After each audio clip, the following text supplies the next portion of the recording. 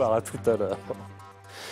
Mais d'abord, cet élan de solidarité à Bar-le-Duc pour sauver la dernière librairie de la ville face aux difficultés.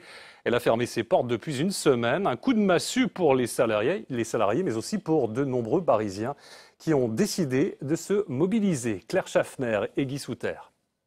Dans toutes les villes, même moyennes, on a tous une librairie, donc ça va faire un vide dans le centre de Bar-le-Duc. Puis de voir des bâtiments fermés comme ça, c'est pas trop le top, quoi.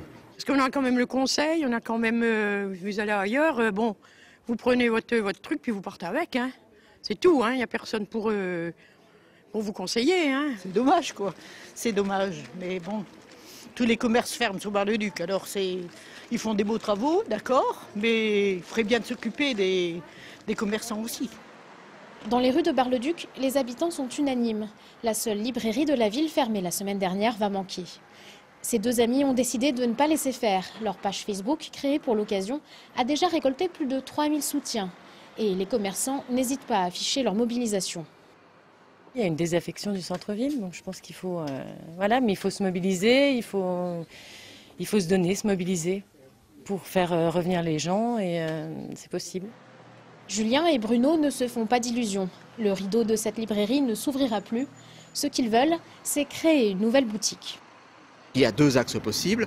Un privé qui serait intéressé par un projet sur Bar-le-Duc, c'est très bien, pourquoi pas. Et notre mobilisation lui montrera qu'il y a un vrai potentiel et qu'on est prêt à se bouger pour l'aider. Premier point. Le deuxième point, c'est tout simplement monter nous-mêmes une structure, en particulier une SCIC, c'est-à-dire une coopérative, mais dans laquelle tous les Barisiens pourraient prendre une part. Et là, ça serait la librairie des Barisiens. Et pour y arriver, ils envisagent de faire un appel aux dons dans les prochaines semaines, en espérant que les soutiens dans la rue et sur Internet se concrétisent. Un homme